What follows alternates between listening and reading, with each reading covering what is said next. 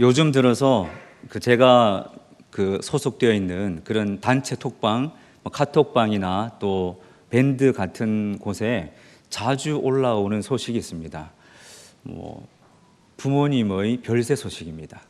예전에는 친구들 자녀 이야기 또 살아가는 이야기가 많았다면 요즘 들어서는 부모님의 별세 소식이 여기서 저기서 들려오곤 합니다.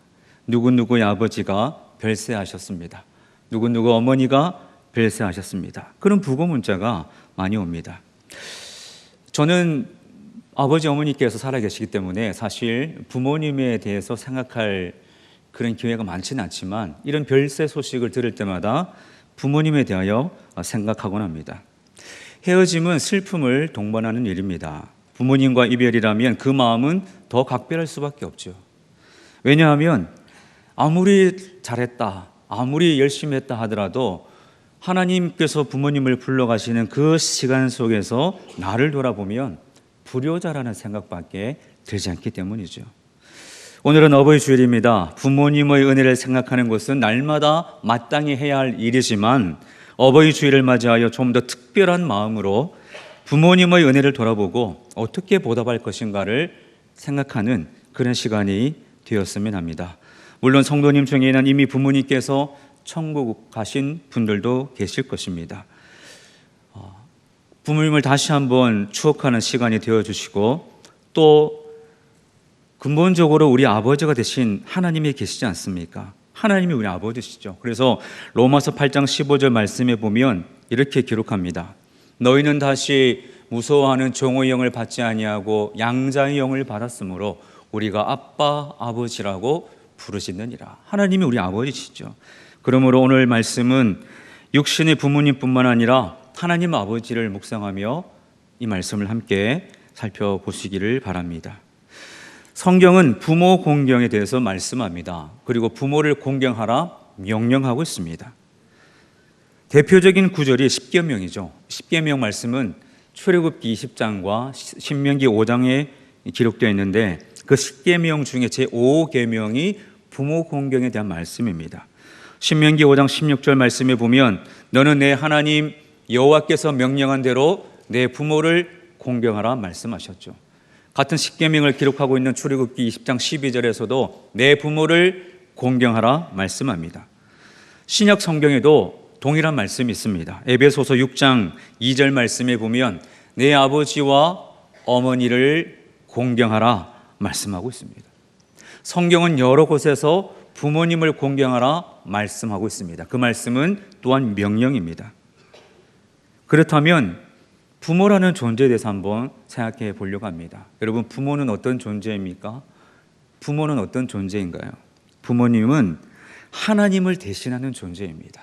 하나님을 대신하는 존재가 부모이고 또한 부모님은 우리 생명의 근원이 되시죠. 하나님께서 우리를 이 땅에 보내실 때에 부모님을 통하여 우리를 이 세상에 보내셨습니다. 그런 부모님은 자녀를 그저 사랑하시는 분이죠. 자녀를 그저 사랑하시는 분이 우리의 부모님이십니다. 언젠가 서점에 들러서 책을 둘러보는데 눈에 들어온 책 한 권이 있었습니다. 제목이 오직에 재미있게 나이듦이라는 책이었습니다.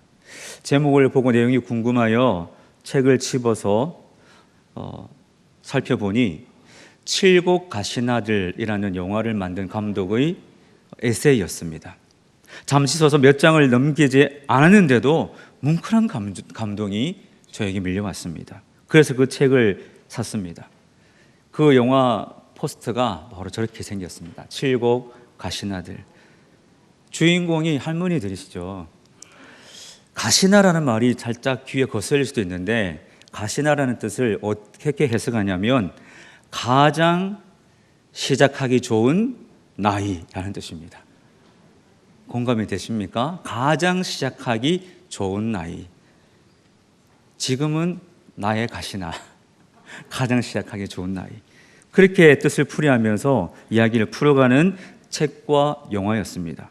내용을 잠시 소개하면 경상북도 칠곡군 양목면을 배경으로 하여 글을 못 배우신 할머니들께서 글을 배우시면서 그 과정 속에서 일어나는 순수한 감정과 또한 표현들을 엿볼 수 있는 그런 영화였습니다.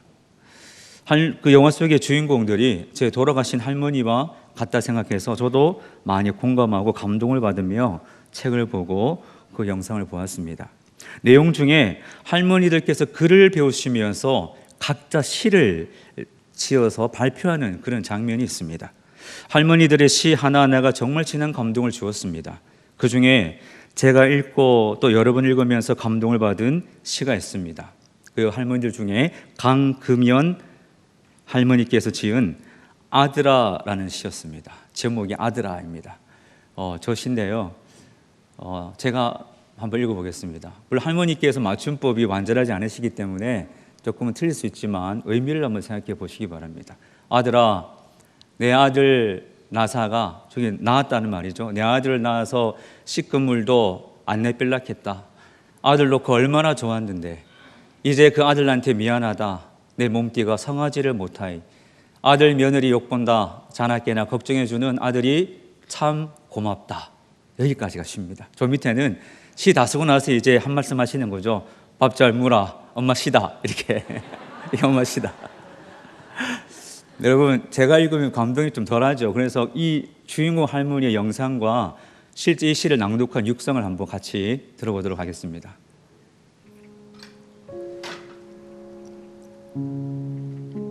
아들아, 내 아들을 낳아가 씻은 물도 안 내뺄락했다. 그 아들을 놓고 얼마나 좋았는데 이제 그 아들한테 미안하다. 내 몸뚱이가 성하지 못하니 아들 며느리 요구를 빈다. 자나 깨나 걱정해주니 아들이 참 고맙다. 밥 잘 먹어라. 엄마 시다. 밥 잘 먹으라. 좀 저 구절이 좀 와닿습니다. 요즘 가끔 저희 아버지께서 저에게 문자를 보내시는데 항상 하시는 말씀이 밥은 먹고 다니냐 그렇게 물으시거든요. 부모님의 제가 이 영상을 소개한 이유는 우리 부모님이 어떤 존재인가를 한번 나누고 싶어서입니다. 그 아들을 낳고 얼마나 좋았는지 그 아들 목욕시킨 물도 버리기가 아까울 정도로 그렇게 소중하게 여기시는 것이 부모님의 마음 아니겠습니까? 그런 정성으로 아들을 키워놓고 이제 나이가 들어서 몸이 불편하니 그 불편한 몸을 아들에게 위탁하려고 하니 그것이 미안해서 아들에게 미안한 마음을 표현하는 어머니의 마음, 그것이 이 시의 내용입니다. 이 시를 보면서 부모님이란 어떤 존재인가, 그저 주시고 또 주시고 또 주시면서도 미안하다고 말씀하시는 것이 부모님이 아닐까, 그런 생각을 해보았습니다. 서정호 씨가 쓴 명태라는 작품이 있습니다. 시골에 사는 홀어머니께서 이 외아들을 키우고 있었습니다. 그 아들을 서울로 유학 보내고 또 지극정성으로 뒷바라지를 했습니다. 방학이 되면 그 아들이 집으로 내려오는 거죠. 그 외아들은 그 어머니에게 희망이요 소망이요 자랑이었습니다.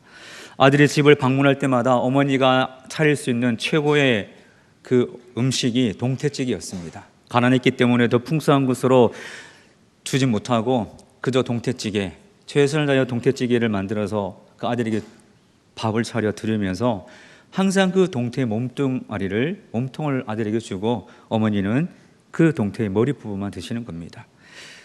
아들이 엄마에게 말합니다. 어머니께서 몸통을 드시고 제가 머리를 먹겠습니다. 어머니는 그 아들에게 말씀하죠.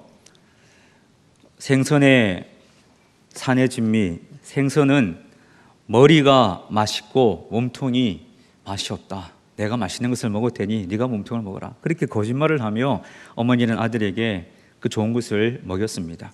아들이 졸업을 하고 성장하고 결혼하고 자녀를 낳고 어머니 댁을 방문합니다. 그런데도 그때도 역시 어머니는 동태찌개를 준비하고 아들에게 예전처럼 어두진미라고 얘기하면서 어머니는 머리를 드시고 그 동태의 몸통을 아들에게 건넵니다. 그때 아들이 자기 국그릇하고 어머니의 국그릇을 서로 바꾸면서 이렇게 말을 합니다. 어머니, 저도 이제 동태의 머리 부분의 맛을 알게 되었습니다. 진작 이 맛을 알지 못해서 죄송합니다. 그렇게 말했다고 합니다.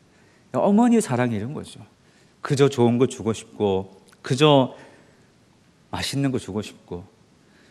저도 마찬가지입니다. 저도 집에 가끔 방문하면 제 어머니께서 맛있는 거 잔뜩 차려서 먹고 가라고 그렇게 하시는 것을 보면서 부모님의 마음이 이런 것인가. 또 제가 부모가 되다 보니, 부모님이 되어서 보니 그런 마음을 조금은 이해할 수 있을 것 같습니다. 하나님의 명령이 아니더라도 마땅히 부모 공경은 우리가 해야 할 일 아니겠습니까?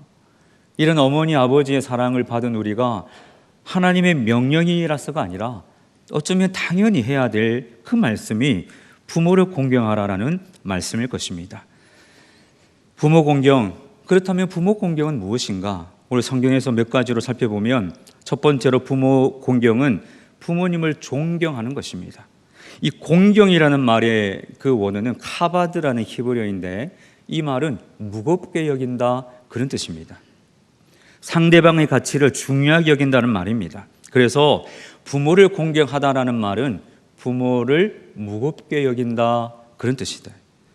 부모님의 존재 가치를 인정하는 것이죠. 존경하는 것입니다. 부모님의 말씀을 가볍게 여기지 않고 무겁게 여기는 것입니다. 잠언 23장 21절 말씀은 이렇게 기록하고 있습니다. 너를 낳은 아비에게 청종하고 내 늙은 어미를 경히 여기지 말지니라. 경히 여기지 말지니라. 부모님을 존경함은 그 말씀을 무겁게 여기고 순종하는 것입니다. 부모님의 말씀을 가볍게 여기지 않는 것이죠. 사무엘상 2장 말씀에 보면 홈니와 비느하스라는 이 두 아들의 이야기가 나옵니다. 엘리 제사장의 아들인 홈니와 비느하스는 불의를 행하였습니다. 동네에서 사고를 치고 백성들의 원성을 듣고 계속해서 문제를 일으킵니다. 그럴 때 아버지가 이 엘리 제사장이 이렇게 권면합니다. 내 아들아, 내 아들아, 내게 들리는 소문이 좋지 않다. 너희들이 불의를 멈추어라. 너희 악행을 이제 멈추고 하나님 앞에 서도록 하여라 라고 권면을 하죠. 그럼에도 불구하고 이 두 아들 홈니와 비느하스는 아버지의 말씀을 무겁게 여기지 않습니다. 가볍게 여긴 것이죠. 그래서 결국 하나님의 심판을 받게 됩니다. 골로새서 3장 20절은 이렇게 말씀합니다. 자녀들아, 모든 일에 부모에게 순종하라. 이는 주 안에서 기쁘게 하는 것이니라. 부모님을 말씀을 무겁게 여기고 부모님을 존중하는 그 부모 공경의 길을 우리가 걸어가야 할 것입니다. 또한 두 번째로 부모 공경은 어떤 것인가? 부모님을 경외하는 것이다. 성경은 말씀합니다. 레위기 19장 3절 말씀에 보면 너희 각 사람은 부모를 경외하고 나의 안식일을 지키라. 나는 너희 하나님 여호와이니라. 여기 말씀에 보면 굉장히 중요한 말씀을 하고 있습니다. 하나님께서 부모를 경외하고 말씀하죠. 부모를 경외하라. 여러분, 경외라는 단어는 누구에게만 쓸 수 있는 단어인 줄 아십니까? 하나님께만 쓸 수 있습니다. 경외의 대상은 하나님 한 분입니다. 하나님만이 유일한 경외의 대상입니다. 그런데 하나님께서 부모를 경외하라 말씀합니다. 이 말씀은 하나님과 부모가 동등하다는 뜻이 아닙니다. 부모님을 대할 때에 하나님을 대하듯 그렇게 귀하게 여기라는 말씀입니다. 그래서 부모님을 경외하는 것이 하나님을 경외하는 신앙생활의 척도라고 할 수 있습니다. 부모님을 경외하지 않으면서 하나님을 경외하는 것은 어려운 일일 수 있죠. 부모님을 경외하지 않으면서 하나님을 제대로 아는 것은 쉽지 않습니다. 또한 세 번째로 부모 공경이란 부모님의 마음을 헤아리는 것입니다. 부모님을 마음을 헤아릴 줄 아는 것이 부모 공경이죠. 누가복음 15장에 보면 아버지와 두 아들 비유가 나옵니다. 이 둘째 아들이 아버지를 찾아가서 모든 재산을 미리 상속받죠. 그리고 타지로 떠나서 허랑방탕하여 모든 재산을 낭비하고 다 써버립니다. 빈털터리가 되어서 거지 같은 모습으로 아버지께로 돌아오죠. 아버지의 마음을 헤아리지 못한 이 어리석은 아들의 모습을 보여줍니다. 첫째 아들도 마찬가지죠. 첫째 아들은 아버지의 곁을 지키고 있었지만 돌아온 동생을 위해 잔치를 베푸시는 아버지의 마음을 헤아리지 못합니다. 아버지께 이 상황이, 이 잔치가 불합리하다 하고 따지면서 섭섭한 마음을 드러내죠. 두 아들 모두 아버지의 마음을 헤아리지 못합니다. 자녀로 살아가면서 돌아보면 정말 부모님의 마음을 헤아리지 못할 때가 참 많은 것 같습니다. 저도 마찬가지입니다. 저도 어린 시절부터 지금까지도 사실 부모님의 마음을 다 헤아린다 말할 수 없는 그런 삶을 살고 있는 것 같습니다. 여러분, 철이 든다는 말이 있습니다. 철이 든다는 말은 부모님의 마음을 헤아리기 시작한다, 그런 뜻이기도 합니다. 부모님의 마음을 헤아리기 시작할 때 비로소 철이 든다라고 할 수 있겠죠. 자녀들은 부모님의 사랑이라고 하는 것을 너무나 당연하게 받아들입니다. 그런데 철이 든다고 하는 것은 당연한 줄 알았던 것이 당연한 것이 아니었구나 하는 것을 깨닫는 것이, 알아차리는 것이 철이 드는 것이죠. 그런데 어떻습니까? 그런 철이 들 때쯤 부모님은 기다려주지 않는 것 같습니다. 철이 드는 순간 작별의 시간이 다가오죠. 그래서 부모님과의 이별 앞에서 비로소 철이 들며 후회하는 것이 우리의 삶이 아닐까, 그런 생각도 해봅니다. 부모님의 마음을 헤아릴 줄 아는 지혜가 저와 여러분 모두에게 있어지기를 축복합니다. 여러분, 그렇게 하나님 명령하셨죠. 부모를 공경하라. 그런데 하나님 명령만 하시는 분이십니까? 아니죠. 명령하실 때에는 그 명령에 순종하는 자에게 주시고자 예비해 놓으신 복이 있습니다. 성경은 그 복을 이렇게 기록합니다. 신명기 5장 16절 말씀 보시면, 나는 내 하나님 여호와께서 명령한 대로 내 부모를 공경하라. 그리하면 내 하나님 여호와가 내게 준 땅에서 내 생명이 길고 복을 누리리라. 아멘. 출애굽기 20장 12절 말씀도 이렇게 기록하죠. 내 부모를 공경하라. 그리하면 내 하나님 여호와가 내게 준 땅에서 내 생명이 길리라.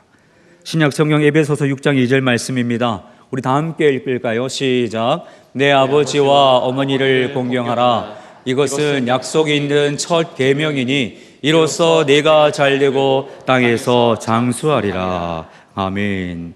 이런 하나님의 약속하신 복을 받아 누리는 저와 여러분이 될 수 있기를 간절히 소망합니다.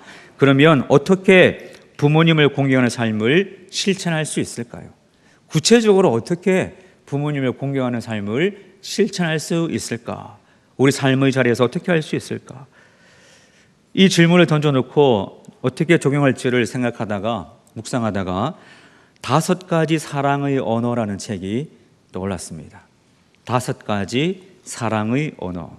이 책은 사랑으로 맺어진 부부가 어떻게 조화를 이루며 살 것인가를 아주 실제적인 예를 들어서 설명하는 좋은 책입니다.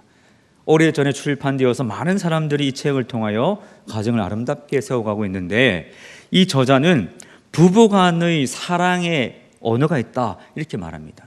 그 사랑의 언어는 인정하는 말, 함께하는 시간, 선물, 봉사, 스킨십, 이 5가지를 사랑의 언어라, 이렇게 제시하면서 각자에게 있는 그 사람이 가지고 있는 제1의 사랑의 언어를 발견하고 그것을 배워서 스스로에게 적용할 때에 행복한 가정을 만들 수 있다는 내용이 주된 내용입니다. 저는 부모님께 효도하는 방법도 마찬가지로 생각합니다. 왜냐하면 관계성에 놓여 있기 때문이죠. 부모님께 효도하는 방법도, 부모님을 공경하는 방법도 이 5가지 사랑의 언어를 실천하면 참 좋지 않겠나 하는 생각이 들었습니다. 어떻게 부모님께 효도할 수 있을까를 생각하시는 분들에게 도움이 될 수 있으리라 생각합니다. 5가지는 이런 것들입니다. 그 5가지 사랑의 언어에 대한 책들을 5가지를 좀 적용하면서 만들어 봤습니다. 첫째, 인정하는 말을 하십시오. 우리가 부모님께 공경한다는 것은 부모님을 인정하는 말을 하는 것이 중요합니다. 감사의 표현을 하십시오. 감사의 표현은 사랑을 전달하는 강력한 도구입니다. 부모님께 감사의 고백을 들으시고 감사의 편지를 보내시고 전화를 드리십시오. 두 번째로 함께하는 시간을 가지시기 바랍니다. 부모님과 함께하는 시간, 같은 추억을 남길 수 있도록 동일한 추억을 공유하는 그런 일들이 우리에게 필요합니다. 휴가를 같이 간다든지, 같이 식사를 한다든지, 정기적으로 부모님을 찾아뵙는다든지, 그 함께하는 시간을 가지시기 바랍니다. 저도 예전에 이 책을 읽고 함께하는 시간을 가지고자 여름 휴가 같은 경우에 부모님과 함께 휴가를 보내고 있습니다. 개인적으로는 아버지께서 낚시를 좋아하시기 때문에 항상 여름 휴가 때는 아버지를 모시고 낚시를 같이 합니다. 이렇게 아버지와 같이 앉아서 낚시를 하고 고기를 잡으면서 이런저런 얘기를 하면서 시간을 보내는 것을 아버지께서 좋아하시고 저에게도 그 시간이 참 좋습니다. 세 번째, 선물을 하십시오. 선물은 그 사람을 생각하고 있다는 것을 나타내는 것이 선물입니다. 값을 떠나서 상대방을 생각하고 있다는 사실을 전달할 수 있는 통로가 선물이죠. 작은 것이라도 부모님을 생각하는 마음으로 준비하여 전하는 것이 그 전달을 통해, 그 선물을 통하여 내가 부모님을 공경하는 마음을 새롭게 하고 그 마음을 전하는 것이죠. 넷째는 봉사입니다. 봉사는 상대방이 원하는 바를 해주는 것입니다. 부모님이 무엇을 원하시는지를 한번 생각해 보십시오. 질문해 보십시오. 그리고 그것을 채워나가는 노력이 우리 가운데 있을 때에 부모 공경이 되는 것이죠. 무엇보다도 부모님을 위해서 기도하시기 바랍니다. 그리고 부모님께 기도를 요청하십시오. 다섯 번째, 사람의 언어에서 스킨십이라고 말하는 것인데 이거는 부모님을 한번 안아드려 보시기 바랍니다. 아버지 손을 잡아 드릴 수도 있고 어머니를 안아 드릴 수도 있고 그런 접촉, 그것을 통하여서 부모님의 온기를, 따뜻함을 다시 한번 공유할 수 있으며 부모님을 향한 우리의 마음을 표현하게 될 것입니다. 이런 것들을 실천하며 살아갈 때에 부모 공경의 삶을 우리는 우리 삶에 적용할 수 있고 또한 그 삶을 통하여 하나님이 주시는 그 약속된 복을 누리는 삶이, 가정들이 다 될 줄 믿습니다. 말씀을 정리하면서 예수님의 본을 여러분에게 소개하고자 합니다. 예수님께서는 부모 공경의 모범을 보여주셨습니다. 십자가에 달려 죽으시면서 다 이루었다 말씀하실 만큼 고통과 죽음에 대해서는 초연하셨지만 남겨질 어머니 마리아에 대해서는 걱정을 하셨습니다. 그래서 어머니 마리아를 향하여 여자여 보소서 아들이니다 그렇게 말씀하셨습니다. 그리고 제자 요한을 부르시면서 그 요한에게 하는 말이 어머니 마리아를 가리키며 보라 내 어머니라 말씀하시면서 그 어머니 마리아를 요한에게 부탁하셨습니다. 예수님께서 끝까지 부모 공경의 모범, 어머니를 향한 마음을 보여주신 것이죠. 어버이날에 부모님의 가슴에 빨간 카네이션을 달아드립니다. 빨간 카네이션이 의미하는 것은 부모님의 사랑에 감사하며 정성껏 섬기겠다는 그 의미를 담아 카네이션을 달아드립니다. 아버지, 어머니를 공경하는 우리 모두가 될 수 있기를 바랍니다. 그리고 하나님 아버지를 공경하는 저와 여러분이 될 수 있기를 바랍니다. 오늘 말씀하고 있는 내 부모를 공경하라는 이 하나님의 말씀을 마음에 새겨서 우리 육신의 아버지 어머니를 공경하고 우리의 영원한 아버지 되시는 하나님 아버지를 공경하며 살아가셔서 우리 모두가 천국의 가정을 이루시고 복된 믿음의 가정을 세워가시는 저와 여러분의 모든 가정 되시기를 예수님의 이름으로 간절히 축원드립니다.